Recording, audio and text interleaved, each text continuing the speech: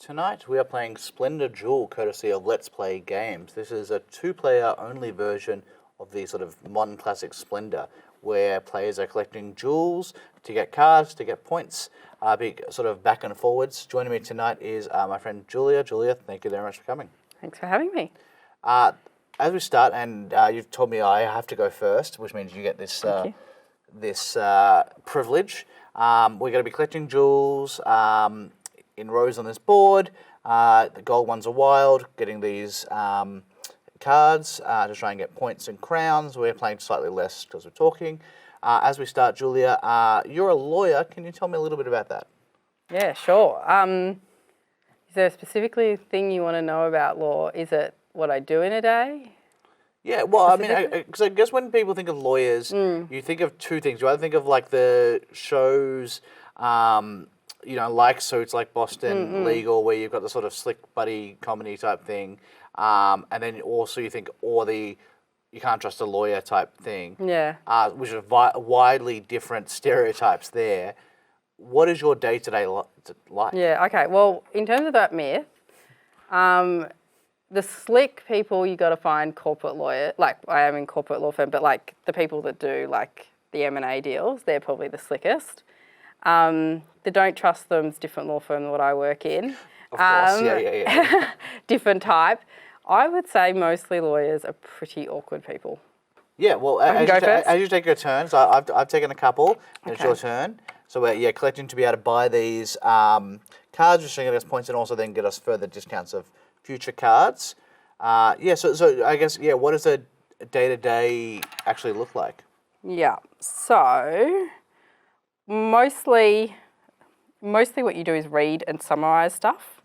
As you get more senior, you do more drafting. As you get more senior, on more calls. You do negotiate, but not as much as what you would think. The clients tend to take the lead in that, so it's not as thrilling as Suits in that regard. Actually, I really couldn't stand Suits after a while, but that's beside the point. Taking a gold and reserving a card, so I haven't actually bought that yet. Okay. And then it's yours. Okay. I'm a bit afraid this game has as much rules as some of my contracts, but anyway. So you get to reserve a card as well, so one that you might want to get in future or stop me from getting. Okay. Okay, I'm going to use privilege. I'm going to take another black. And then you still have your turn, so you can either grab 3 or you can buy something, and that gets I'll buy refreshed. something, that one. Yep. So you're saying that, there's a lot of, It's reading. It's reading and it's not nearly as interesting as what people think. Yeah. So have you always been in corporate law? Is that always something you've Yeah, so I'm in infrastructure. So the stuff I do is, it's varied. When I started as a lawyer, I did more of the disputes. So, for instance, if you went to renovate RMIT and you're digging up the new site and you find particular categories of soil, there might be a dispute over who pays for that. That's the sort of stuff I worked on. I'm going to refresh the board now with my other privilege. Yep. Then so it doesn't. Can I not do that? It doesn't cost you a privilege. I just get one, so you still keep that. But that start from in there, here. and then I can go. Can I have to follow that? Yeah. Okay. Then I decided I hated going into court. Yep. So I ran away from dispute stuff. Did mostly renewable energy for a couple of years. So mostly solar farms. I've done some wind deals. My turn again. Yeah. Well, yeah. So that's the sort of the bonus thing you can do. Okay. I'll just go that. So then did renewable energy, mixture of mostly solar, bit of wind, bit of battery. Battery is important to our energy transition. And then I moved, the last sort of 5 years I've been doing a large proportions transport. So that could be the railway, the trams, the roads. I've done a few road maintenance contracts. And get another turn. And then social infrastructure is booming at the moment. So hospitals, social housing. So it's quite varied, which keeps the job fun. And you kind of see what you're doing. Like you can walk past places. Like my husband hates it. with me going like, oh, I was involved in that contract. And he's like, I don't really care. Yeah. Please shut up. But is that just like a general attitude from him?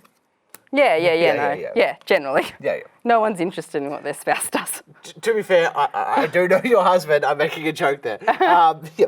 Okay, so I've got those two reserved, got those two there. Yeah, so you've got those, and it's your go still.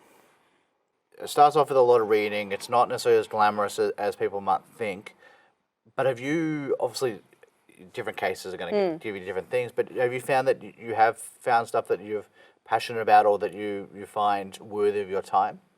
I think, yeah, I mean, I generally like infrastructure. I think the structures that you do the infrastructure deals in, the big infrastructure deals, whether it's energy or transport or social, like social housing is really complex, is super interesting.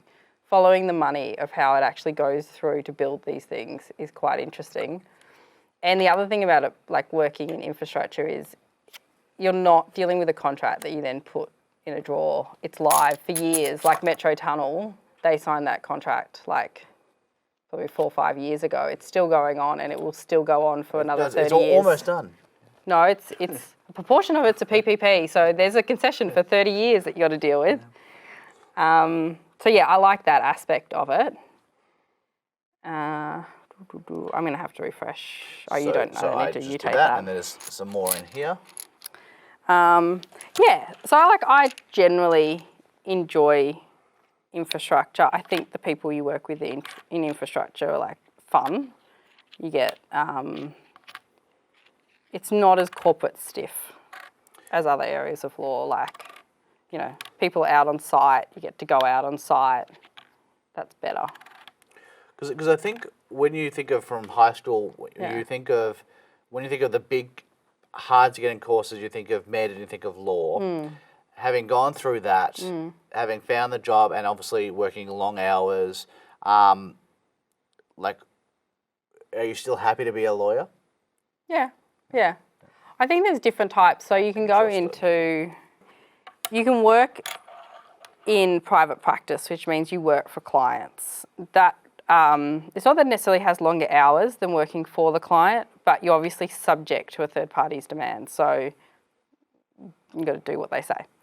If you go to a client, sometimes it's less hours, sometimes it's not, but you get to know the business, but then you only have one client, so you got to like their business. So it's, look, I wouldn't rule out going working for the client. I've done roles in there before, being you get seconded from a law firm, so you go out and help a client. I'm happy where I am at the moment. Yeah, so I enjoy it. I think the profession's changing a bit in expectations. Like the hours worked with the newer entrants is not anywhere near what it used to be. And that is like a generational culture shift. And it's also been driven by more regulation from the Law Institute. You mean people don't want to work 80 hours consistently? Yeah, correct. Yep. And the Law Institute has, at least at the grad level, actually means they can't. Like there's restrictions on it. Julia, thanks for coming down and sort of talking about law, and thank you for playing the game of Splendor Duel. Thanks for having me. Glad you came. Okay.